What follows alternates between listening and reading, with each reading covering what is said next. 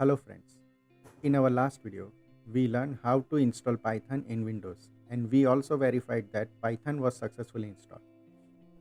In case during the verification step, if you have encountered the command not found error, you need to add Python path in your Windows environment variables.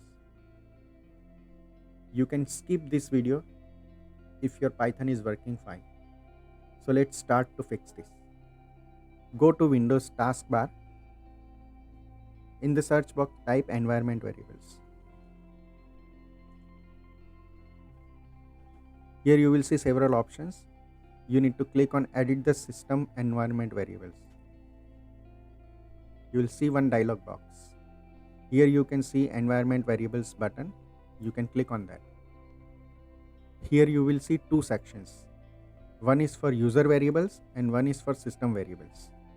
So if you are an administrator on this computer, you can edit the system variables.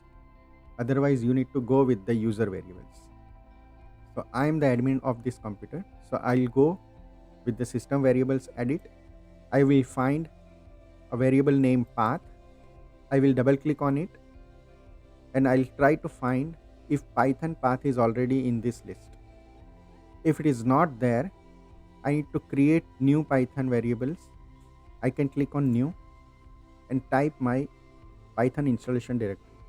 In my case, my installation directory is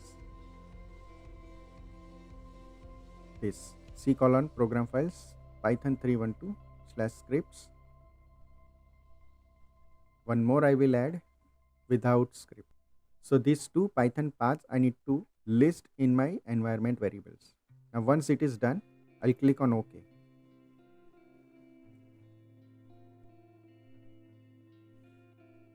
If you have already opened the command prompt before, you need to close it. Open a fresh command prompt or terminal and type Python version.